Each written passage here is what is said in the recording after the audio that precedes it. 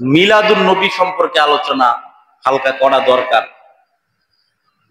আগামীকাল হয়তো 12 রবিউল আউয়াল। মজার বিষয় হইল 8 রবিউল আউয়াল হলো নবীজির জন্মদিবস। আল্লামা ইবনে কাসির রাহমাতুল্লাহি আলাইহি, ইবনে কাসির তার কিতাব বেদায়া ওয়ান নেহায়ার মধ্যে 7টা মতামত উল্লেখ করছে নবীজি কবে জন্মগ্রহণ করছে। কয়টা মতামত? প্রিয় ভাইয়েরা আমার, আমি যে আয়াতে কারিমা তেলাওয়াত করেছি, আল্লাহ তাআলা বলছেন, কুল ইন কুনতুম তুহিব্বুনাল্লাহ ফাত্তাবিউনি ইউহিব্বুকুমুল্লাহ ওয়া ইয়াগফির লাকুম যুনুবাকুম ওয়াল্লাহু গফুরুর রহিম। এই আয়াতটা হলো আল্লাহর নবীর ভালোবাসার আয়াত। কিসের আয়াত?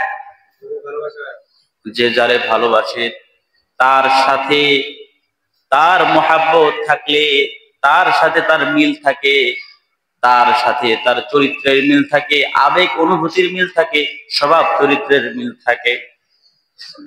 যে যাকে ভালোবাসে সে তাকে প্রকাশ করে বলে আমি তোমাকে ভালোবাসি। তো আল্লাহ তাআলা শিক্ষা দিচ্ছেন, নবী আপনাকে আপনার উম্মতরা ভালোবাসে নাকি জিগান, একটু জিগায়। আল্লাহ বলে যে আপনার উম্মতদেরকে জিগান যারা ভালোবাসে কিনা। যদি ভালোবাসে তাহলে বলতে বলেন যে ভালোবাসে। এই জন্য আল্লাহ তাআলা কোরআনে কারীমের মধ্যে বলছেন, কুল ইন কুনতুম তুহিব্বুনাল্লাহ, কুল হে নবী আপনি বলে দিন আপনার উম্মতদেরকে। কি বলবে? ইন কুনতুম তুহিব্বুনাল্লাহ, যদি তোমরা আল্লাহকে ভালোবাসো, ফাত্তাবিউনি, তাহলে আমি নবীর অনুসরণ করো। ইউহিব্বুকুমুল্লাহ, আমি নবীকে অনুসরণ করলে, আমি নবীকে ভালোবাসলে আল্লাহ তাআলা তোমাদেরকে ভালোবাসবে। তার মানে আল্লাহকে ভালোবাসলে কারে ভালোবাসতে হবে? আগে নবীকে। নবীকে ভালোবাসলে কি হবে? আল্লাহ ঘোষণা দিতেছে, যেই ব্যক্তি বলবে ও নবী আমি আপনাকে ভালোবাসি, এ কথা যে বলবে, আল্লাহ বলতেছে আমি নিজে সেই বান্দাকে ভালোবাসি। সুবহানাল্লাহ বলে। এই যে আয়াতে কারিমা তাফসিরে মাআরিফুল কোরআনের মধ্যে এসেছে কার ভালোবাসা সঠিক এবং কার ভালোবাসা মেকি। মেকি বুঝেন? মেকি মানে হইতেছে যেটা খাদ আছে, খাঁটি না। কারটা খাঁটি কারটা অখাঁটি প্রমাণের একমাত্র প্রমাণের কষ্টিপাথর হলো নবীর সুন্নাহ। নবীর ভালোবাসা, নবীর ভালোবাসা যার মধ্যে আছে সে হলো খাঁটি। আর যে ব্যক্তি মুখে বলে কিন্তু বাস্তবে ভালোবাসা নাই, তার ভালোবাসাটা হলো মেকি। কষ্টি পাথর দিয়ে স্বর্ণ যাচাই বাছাই করে না, ওইভাবে নবীজির ভালোবাসার কষ্টি পাথর দিয়ে ঘষা মারেন, দেখবেন ভালোবাসা আসলে সঠিক নাকি সঠিক। আল্লাহ বলতেছেন, কুল হে নবী আপনি বলে দিন, ইন কুনতুম তুহিব্বুনাল্লাহ, যদি তোমরা ভালোবাসো কারে? আল্লাহকে। ফাত্তাবিউনি, তাহলে আগে আমাকে ভালোবাসতে হবে। আল্লাহকে ভালোবাসার আগে কাকে ভালোবাসতে হবে? নবীকে ভালোবাসতে হবে। নবীকে যদি ভালোবাসেন তাহলে আল্লাহ তাআলা স্বয়ং আপনাকে ভালোবাসবে। আল্লাহ তাআলার আশিক হওয়ার আগে নবীর আশিক হও। নবীর আশিক হলে আল্লাহর আশিক হওয়ার প্রয়োজন নাই, আল্লাহ নিজে তোমার আশিক হয়ে যাবে। সুবহানাল্লাহ বলেন। এই জন্য একটু আগে একটা কবিতা বললাম না, ইশকে মাহবুবে খুদা जिसकी कलब में हासिल नहीं, लाखों मुमीन हो मगर ঈমানে কামিল নেই। আমি প্রত্যেক সপ্তাহে তো এটা পড়ি না, অর্থটা জানা নেন। ইশকে মাহবুবে খুদা, আমার নবী হইল আল্লাহর মাহবুব। আমার নবীকে স্বয়ং আল্লাহ ভালোবাসে। ইশকে মাহবুবে খুদা, ওই আল্লাহ যে নবীরে ভালোবাসে তার মহাব্বত যদি আপনার হৃদয়ের মধ্যে না থাকে, ইশকে মাহবুবে খুদা জিসকি কলব মে, যার অন্তরের মধ্যে আল্লাহর নবীর ভালোবাসা, যে আল্লাহর নবীকে আল্লাহ স্বয়ং নিজে ভালোবাসে, তার ভালোবাসা হাসিল নেহি নাই। যেই নবীকে আল্লাহ ভালোবাসে সেই নবীর ভালোবাসা যার অন্তরের মধ্যে নাই। শায়ের কবি বলতেছে লাখো মুমিন হো মাগর, সে যদি কোটি কোটি মুমিনের মতো ঈমান ধারণ করে অন্তরের মধ্যে, ঈমানে কামিল নেহি, কোটি মুমিনের ঈমানের সমপরিমাণ ঈমান হওয়ার পরেও তার ঈমানটা মজবুত না। প্রতি সপ্তাহে তো পড়ি, অর্থ বলে দিলে নাকি। इश्क़ महबूब खुदा जिसकी कलब में हासिल नहीं, लाखों मुमीन हो मगर ईमाने कामिल नहीं। সহজ ভাবে বলতে গেলে আল্লাহর নবীর ভালোবাসা যার অন্তরে নাই সে মুমিন হতে পারে না। কথা বুঝেন নাই? কয় খালাতো বোন রে চাচাতো বোন রে ভালোবাসতো, কিন্তু বিয়া হয়ে গেছে অন্য জায়গায়, হয়ে যায় না এরকম? এবার বিয়ে যখন হয়ে গেছে, বিয়ের আগে বলার সাহস পায়নি, ভীতু বুকা ছেলে। বিয়ের পরে এবার বলে খালাতো বোন তোরে তো আমি ভালোবাসতাম। আগে কইতালি না? আগে কইলে তো তোরই হয়ে যেতাম, বুকা ছেলে। আগে বলতে পারলি না? আওয়াজ দিতে একটু, কইতে আই লাভ ইউ। তার মানে প্রকাশ করলে অনেক না পাওয়া জিনিসও পাওয়া যায়, আর প্রকাশ না করলে পাওয়া যায় না। এই জন্য বলতে হবে নবী আমার আপনারে আমি ভালোবাসি, বলতে হবে নাকি হবে না?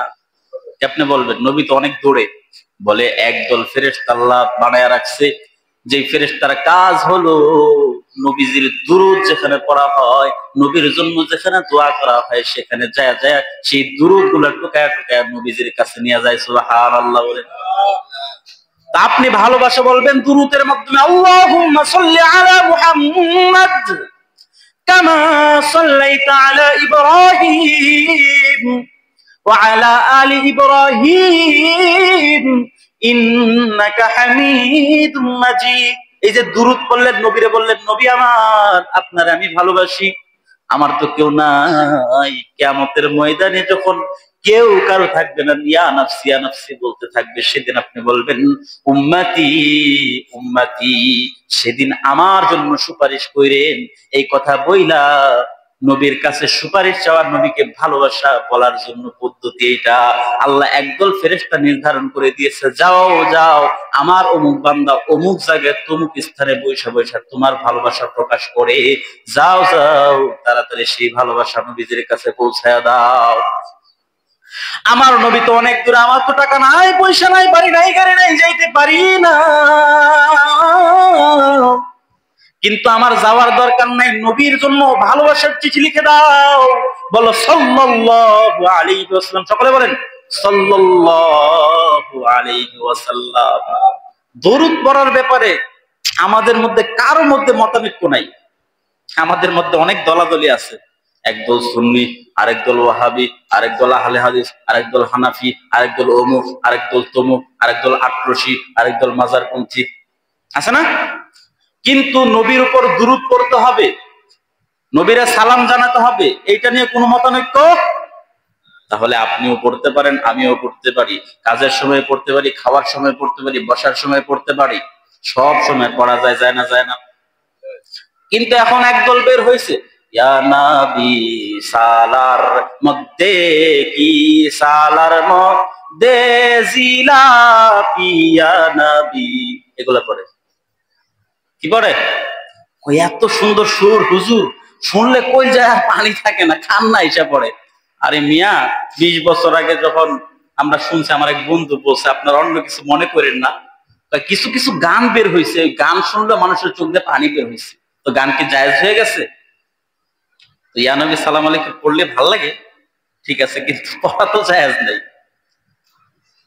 আল্লামা আবুল হাসান আলী আল হুসাইন আন-নাদভী রাহমাতুল্লাহি আলাইহি মাযা খাসিরাল আলাম কিতাবের মধ্যে একটা চমৎকার কথা উল্লেখ করেছেন। তিনি বলেন, আমার ধর্ম যে সঠিক এটা একমাত্র আল্লাহ বলে দিচ্ছে এবং এটাই সঠিক, অন্য কোনো ধর্ম সঠিক না। আমার ধর্ম কেন সঠিক? কারণ আমার ধর্ম বিকৃত না, অন্য ধর্মগুলো বিকৃত হয়ে গেছে। কিন্তু ইসলাম ধর্মের মধ্যে বিকৃতি সৃষ্টি হয় যখন বেদাত সৃষ্টি হয়। কি সৃষ্টি হয়? হ্যাঁ, বেদাত সৃষ্টি হয়। তো বেদাত সৃষ্টি হইলে সাধারণভাবে ইসলাম ধর্মে যেটা নাই সেটা আসে, আর সেটা যখন আসে তখন ইসলাম ধর্মের বিকৃত হয়ে যায়। এই যে ইসলাম ধর্মের বিকৃত হয়, তো বিকৃততা কারা করলো? যারা বেদাত সৃষ্টি করলো। তো যেটা ইসলামে নাই সেটাকে ইসলাম মনে করা যায় আছে নাকি? যারা ইসলামকে বিকৃত করলো তারা মুসলমান নাকি? তো চুনাচে নবীর ভালোবাসা প্রকাশ করতে হবে যেগুলো হাদিসের মধ্যে আছে, ওই দরুদ দিয়া, অন্য কোন দরুদ দিয়া না। এবার আসুন মিলাদুন নবী সম্পর্কে আলোচনা হালকা করা দরকার। আগামীকাল হয়তো 12 রবিউল আউয়াল। মজার বিষয় হইল 8 রবিউল আউয়াল হলো নবীজির জন্মদিবস। আল্লামা ইবনে কাসির রাহমাতুল্লাহি আলাইহি, ইবনে কাসির তার কিতাব বেদায়া ওয়ান নেহায়ার মধ্যে 7টা মতামত উল্লেখ করছে নবীজি কবে জন্মগ্রহণ করছে। কয়টা মতামত? একটা হইল রবিউল আউয়াল মাসের 2 তারিখে। কয় তারিখ? আরেকটা হইল রবিউল আউয়াল মাসের 5 তারিখে। আরেকটা হইল রবিউল আউয়াল মাসের 8 তারিখে। আরেকটা হইল রবিউল আউয়াল মাসের 12 তারিখ। আরেকটা হইল রমজান মাসে। আরেকটা হইল রবিউল আউয়াল মাসের 12 দিন বাকি থাকতে। তাহলে এতগুলো মতামতের মধ্যে আপনি খালি 12 লয়ে ঠেলাঠেলি করেন কেন? ইবনে কাসির রাহমাতুল্লাহি আলাইহি বলতেছে যে রমজান মাসেরটা আর 12 দিন বাকি থাকতে বা 9 দিন বাকি থাকতে যেটা, ওইটা বাদ দিলাম। এরকম করে 3টা বাদ দিছে, বাকি থাকলো 4টা। এই 4টার মধ্যে দলিল স্ট্রং সব থেকে বেশি হইল আপনার 8 তারিখেরটা। কারণ কি? কারণ হইল নবীজি সাল্লাল্লাহু আলাইহি সাল্লাম জন্মগ্রহণ করছেন আমাল ফিল। আমাল ফিল মানে হইতেছে যেই বছর হস্তি বাহিনীর ঘটনা ঘটছে। হস্তি বাহিনীর ঘটনা বুঝছেন তো? মক্কা শরীফ ভাঙা ফেলার জন্য একজন বাদশা আসছিল না হাতির বাহিনী নিয়ে। আল্লাহ তাআলা বলেন আলাম তারা কাইফা ফাআলা রাব্বুকা বিআসহাবিল ফিল। আপনি কি দেখেন নাই হাতিদেরকে আমি কিভাবে ধ্বংস করে দিছি? ওই যে যেই বছর হাতি বাহিনী আসছিল মক্কা ধ্বংস করতে, ওই বছরে আপনার নবীজির জন্ম হয়েছে। কিন্তু কয়দিন পরে? বলতেছে ওইটা হইতেছে 50 দিন পরে। কয়দিন পরে? 50 দিন পরে। এখন 50 দিন পরে যদি হয়, তো নবীজি সাল্লাল্লাহু আলাইহি সাল্লাম জন্মগ্রহণ করছে কবে, এটা আমরা বের করব কিভাবে? তো এটা বের করার জন্য আমাদেরকে জানতে হবে যে আমাল ফিলের যে ঘটনা, হস্তি বাহিনীর যে ঘটনা, সেটা ঘটছে কবে। সেটা ঘটলে 50 দিন পরে বের করা সহজ হয়ে যাবে, তাই না? তো ইতিহাস বলতেছে ওই ঘটনাটা ঘটছে সফর মাসের 13 দিন বাকি থাকতে। সফর মাসের কয়দিন বাকি থাকতে? তো সফরের পরে কি মাস? মুহররম, সফর, রবিউল আউয়াল।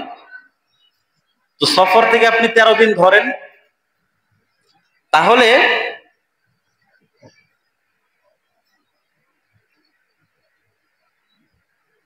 সফর মাসের 29 দিন বাকি থাকে। সফর না, এটা মুহররম মাস, আমি ভুল বলে ফেলছি, এই জন্য হিসাবটা মিলাইতে পারতেছিলাম না।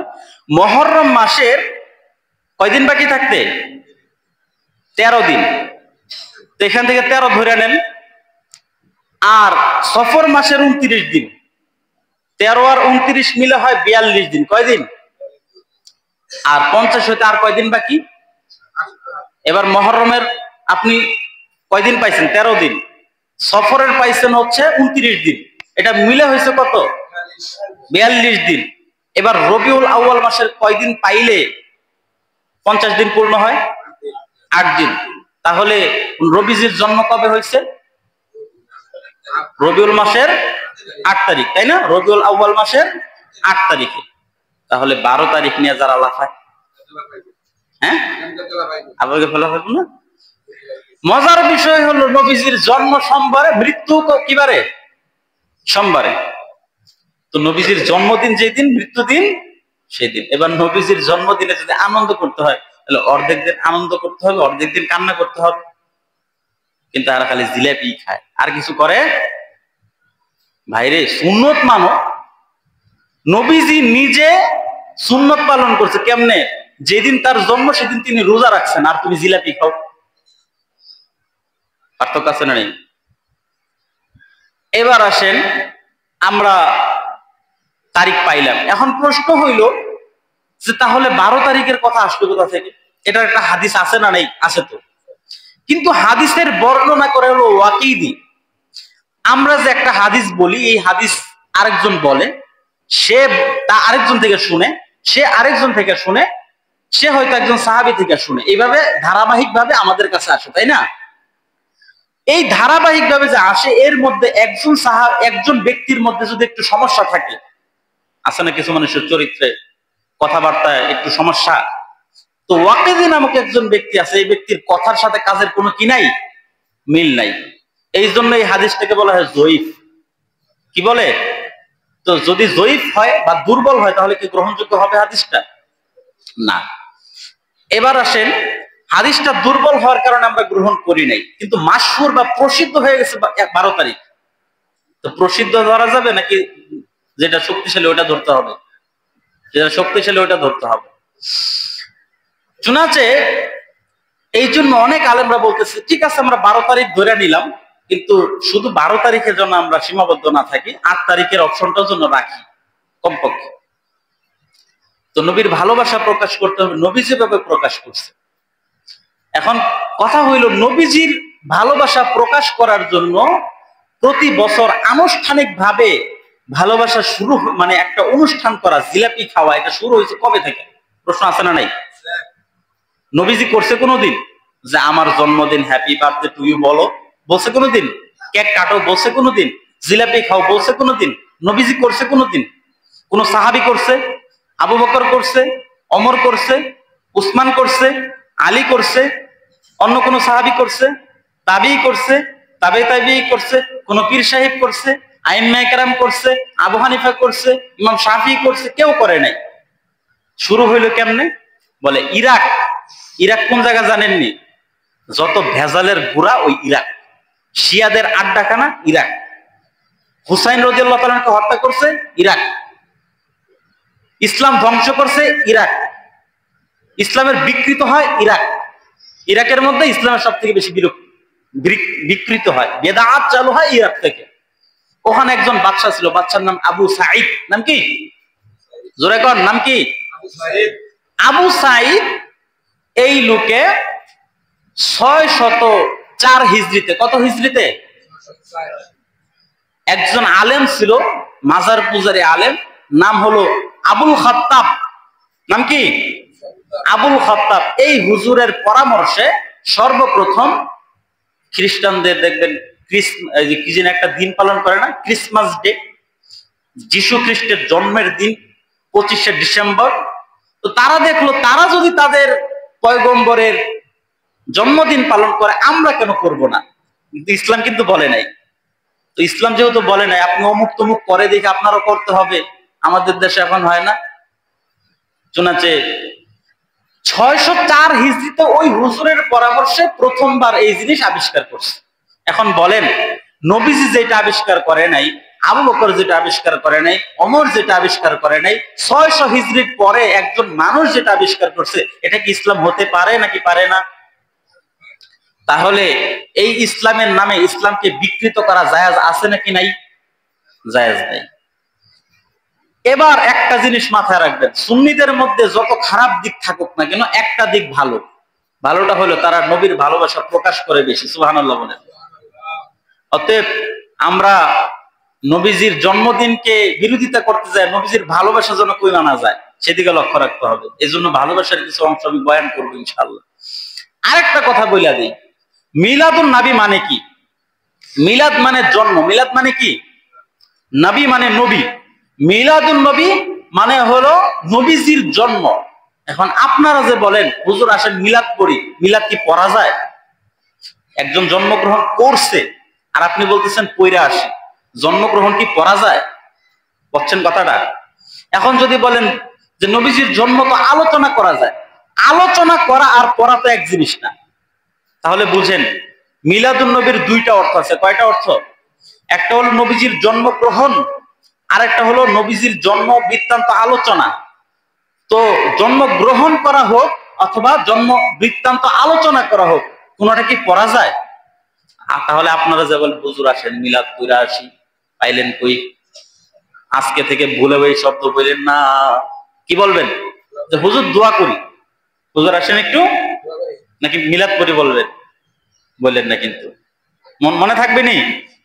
হ্যাঁ বলেন, মিলাদুন নবী মানে কি? মিলাদুন নবী মানে হইল নবীজির জন্মগ্রহণ। বলেন, নবীজির মিলাদ মানে কি? নবীজির জন্মগ্রহণ। তো জন্মগ্রহণ কি পড়া যায় নাকি জন্মগ্রহণ করতে হবে? তা নবীজির জন্মকে আপনি গ্রহণ করতে পারবেন নাকি? তাহলে এটা নিয়ে তেনা পেঁচায়েন না। এবার আসেন, নবীজির ভালোবাসা কিন্তু প্রকাশ করতে হবে। আমাদেরকে অনেকে যখন মিলাদুন নবীর বিরোধিতা করি তখন কই ওয়াহাবি, এগুলার নবীর কোনো ভালোবাসা নাই, কাফের। গতকালকে আরিফ বিন হাবিব সাহেব একজন অনেক বড় আলেম, ওনার ওয়াজ শুনতেছিলাম। উনি যখন মিলাদুন নবী নিয়ে মানে বয়ানটা করতেছে, ওই সময়ে হঠাৎ করে শ্রোতাদের পক্ষ থেকে আওয়াজ শুনলাম কাফের। মানে বড় হুজুর উনি কাফের হয়ে গেছে, আর উনি শ্রোতাদের মধ্যে থেকে আলেম না, কিছু না, হ্যাঁ হলো বড় আল্লাহর ওলি। হাদিসের মধ্যে আসছে একজন আরেকজনের শুধু শুধু কাফের বললে ওই ব্যক্তি যদি কাফের না হয় তাহলে তার ইমানটাকে সলভ কইরা, তার ইমানটারে শেষ কইরা আল্লাহ এর কাফের বানিয়ে জাহান্নামে পাঠায়। জানেন, ইমানের থেকে দামি আর কিছু নাই। আমি যদি দুনিয়ার জমিনে কুত্তার জীবন যাপন করি কিন্তু মুমিন হয়ে মারা যাই, চিরস্থায়ী জাহান্নাম থেকে বাঁচতে পারবো। আর যদি ইমান হারা হয়ে মরি, কোনোদিন জান্নাতে যাব না। আরেকজনটা কাফের বইলা মনের ঝাল মিটায় কেন নিজের ইমানকে নষ্ট করবো বলেন?